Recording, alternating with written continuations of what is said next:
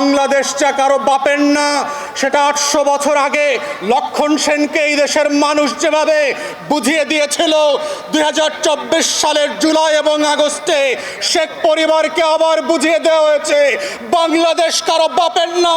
শেখ পরিবারের কাছে এই বাংলাদেশ 72 থেকে 75-এও ইজারা দেওয়া হয় নাই, 16 বছর ইজারা দেওয়া হয় নাই, আগামীতেও দেওয়া হবে না।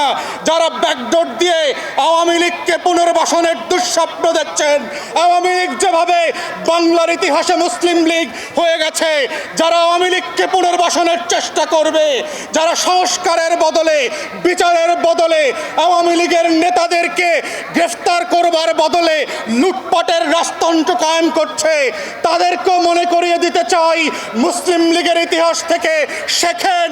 আওয়ামী লীগ মুসলিম লীগের ইতিহাস থেকে শেখে নাই বলে 60-এর দশক আবার 24-এ এসে হাজির হয়েছে।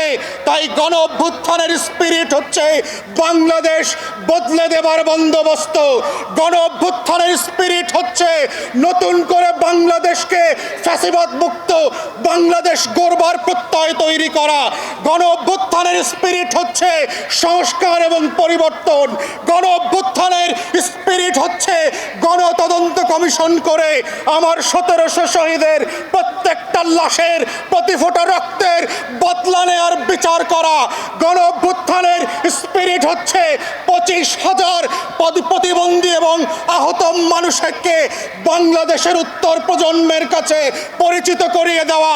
গণতদন্ত কমিশনের মধ্য দিয়ে গণ অভ্যুত্থানের স্পিরিটকে বাস্তবায়ন করবার জন্য আমরা এখন পর্যন্ত দেখি নাই অন্তর্বর্তীকালীন সরকার গত 4.5 মাসে একটা তদন্ত কমিশন করেছে।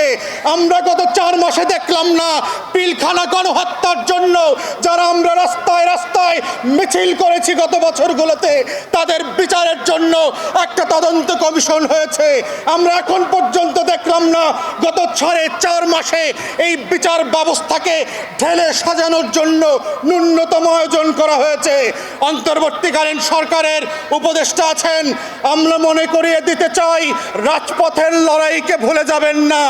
রক্তের বদলাতের রক্তের যে বিচারের দাবি এসছে সেগুলোকে ভুলে যাবেন না। আমলাতন্ত্রের ফাঁদে পড়বেন না।